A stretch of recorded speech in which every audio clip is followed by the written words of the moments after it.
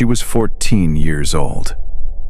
She had no idea the man who picked her up was already planning how she would die. And for 15 years, nobody on America's highways was safe.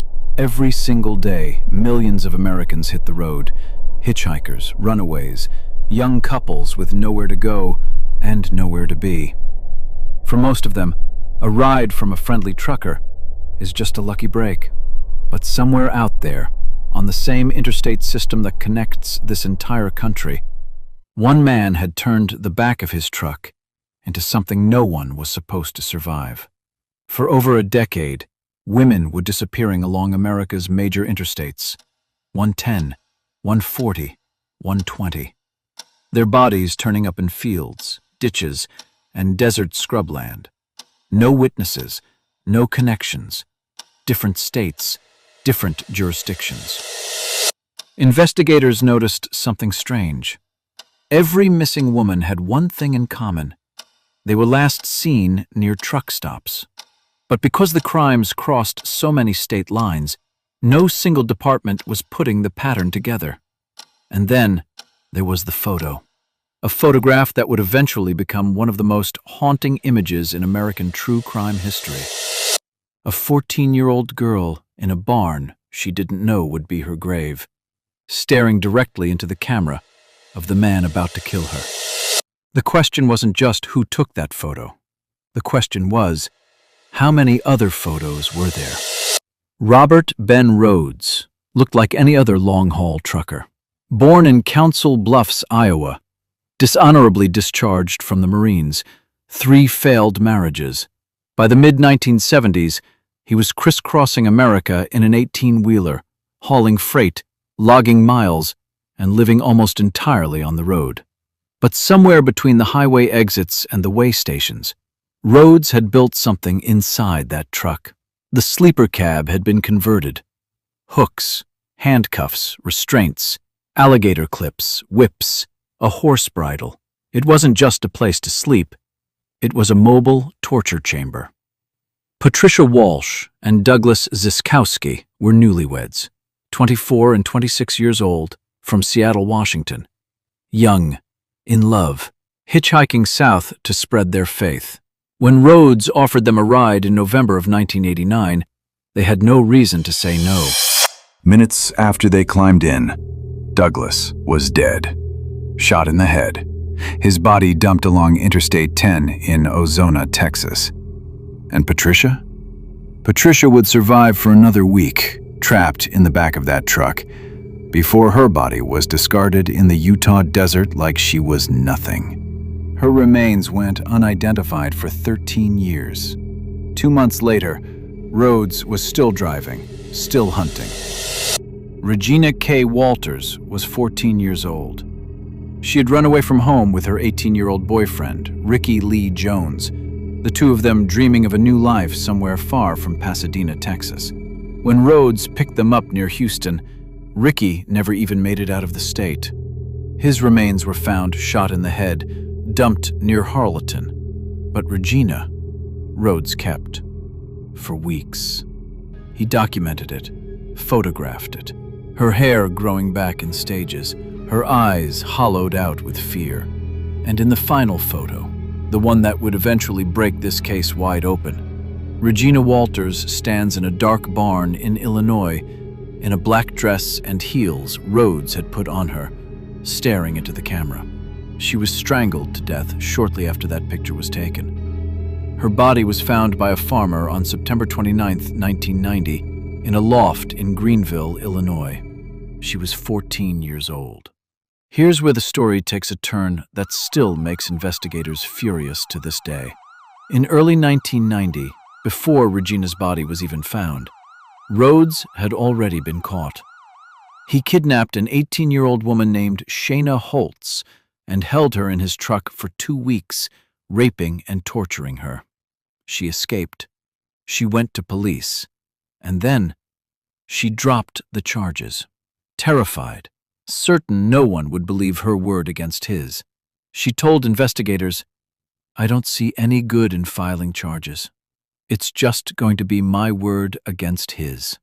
Rhoades walked out of that station and got back in his truck. Think about that. If charges had been filed that day, Regina Walters would still be alive. For years, women disappeared along Rhoades' routes, and no one connected the dots. Different counties, different states, no shared database, no task force. The FBI's Violent Criminal Apprehension Program existed on paper, but local departments weren't consistently feeding it cases. Highway killers like Rhoades understood this better than any law enforcement agency did. The interstate system wasn't just how he traveled. It was his shield. And when investigators eventually searched Rhoades' home, they found Polaroid photos of other women, bound, terrified, some pierced with fishhooks. Women who have never been identified. Women whose families may still be waiting for answers. Rhoades was suspected of up to 50 murders between 1975 and 1990. 50. The confirmed body count? 3. The rest? Still missing, still unknown. The break came not from a tip, not from DNA, not from a confession. It came from a state trooper who noticed a truck parked on the shoulder of Interstate 10 with its hazard lights on. Arizona Highway Patrol Trooper Mike Miller pulled over to check on the driver. Standard procedure. As he approached the cab, he heard something. A woman screaming. Inside, he found a nude woman handcuffed to the truck door. A horse bridle around her neck, welts across her body. And Rhoades, calm, collected, trying to explain it away as a private, consensual matter. Miller didn't buy it. He placed Rhoades under arrest. In Rhoades' briefcase, handcuffs, alligator clips, whips, leashes, a loaded pistol. At the time, he was only charged with kidnapping and assault. Investigators didn't yet know who he was. They didn't yet know about Patricia Walsh, about Douglas Ziskowski, about Regina Walters rotting in an Illinois barn. But that was about to change. DNA was the key that finally unlocked the full horror of what Rhoades had done. Patricia Walsh, the newlywed whose skeleton lay in the Utah desert for 13 years as Jane Doe 1, was identified in May 2003 when forensic scientists from the University of Arizona matched X-rays of her jaw to dental records. After that identification, investigators used DNA evidence to formally indict Rhoades for her murder and her husband's. The DNA didn't just confirm guilt, it demolished his cover story. It gave Patricia Walsh her name back. But the story didn't end there, because those other photographs, those other women, they still don't have names. The FBI's Highway Serial Killings Initiative, launched in 2009, has since mapped over 850 murders linked to truck stop routes across the United States. Investigators believe there are currently as many as 300 highway serial killers actively operating in this country. Robert Ben Rhoades wasn't an anomaly. He was a blueprint. So what does it all mean? Rhoades himself told one of his captives that he had been torturing women for 15 years. Based on his documented truck routes, investigators believe he operated in at least 18 states. The women who disappeared along those routes, many of them runaways, sex workers, hitchhikers, were precisely the kind of victims that 1980s law enforcement was least likely to investigate seriously. Some researchers believe the true number of his victims could exceed 50. VICAP was designed exactly to catch killers like Rhoades. But participation was voluntary. Local departments were overwhelmed, and the victims, young women on the margins of society, simply weren't prioritized. This wasn't just incompetence. For many families, it felt like a deliberate choice about whose lives were worth chasing. And then there are the photographs. Rhoades wasn't invisible. He operated on CB radio. He was part of a trucker community. His truck was a known fixture at certain stops. Did no one ever see anything? Did no one ever ask? The silence of those who might have known something and said nothing is a question that has never been fully answered. In 1994, Robert Ben Rhoades was convicted of the first-degree murder of Regina K. Walters and sentenced to life in prison without the possibility of parole. He later received a second life sentence in Texas for the murders of Ricky Jones and the couple he killed in 1989.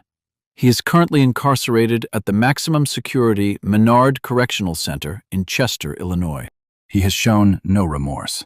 Regina Walters' father received anonymous phone calls after her disappearance. The voice told him, "I made some changes. I cut her hair." He didn't know who was calling. He didn't know where his daughter was. He only learned the truth years later, that the man on the phone had taken everything from him. Patricia Walsh and Douglas Ziskowski went missing in 1989 as newlyweds full of faith and hope. Patricia spent 13 years as Jane Doe 1 in a Utah evidence room. She was finally given her name back in 2003, and somewhere out there, in Polaroid photographs sitting in an evidence locker, are faces that still don't have names. Families that still don't have answers. That is the true legacy of Robert Ben Rhoades. Not the miles he drove, not the crimes he committed, but the silence he left behind. If this story stayed with you, it should. These are real people, real families still waiting. Hit like if you think justice was incomplete. Subscribe to Crimecast so you never miss a case, and drop your theory in the comments. How many victims do you think Rhoades really had?